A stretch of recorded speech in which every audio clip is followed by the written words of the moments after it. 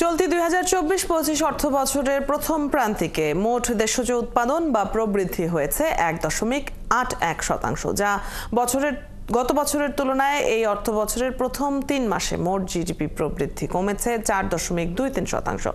সোমবার প্রকাশিত বাংলাদেশ পরিসংখ্যান ব্যুরোর প্রতিবেদনে এই তথ্য প্রকাশ করা হয়েছে।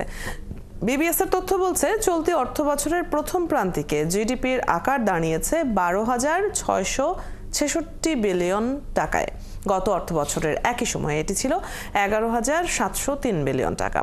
এছাড়া চলতি অর্থ বছরের প্রথম প্রান্তিকের জিডিপির প্রবৃদ্ধির হার কমে দাঁড়িয়েছে 1.81%। গত অর্থ বছরের একই সময়ে এটি ছিল 6.04%। পয়েন্ট টু পয়েন্ট ভিত্তিতে স্থির মূল্যে চলতি অর্থ বছরের 3 মাসে কৃষি খাতে প্রবৃদ্ধি হয়েছে 0.16%, যা গত অর্থ বছরের একই সময়ে ছিল 0.35%। এছাড়া শিল্প খাতে প্রবৃদ্ধি হয়েছে 2.13%, যা গত অর্থ বছরের একই সময়ে ছিল 8.22%। সেবা খাতে গত 3 মাসে প্রবৃদ্ধি হয়েছে 1.54%, যা গত অর্থ বছরের একই সময়ে 5.07% ছিল।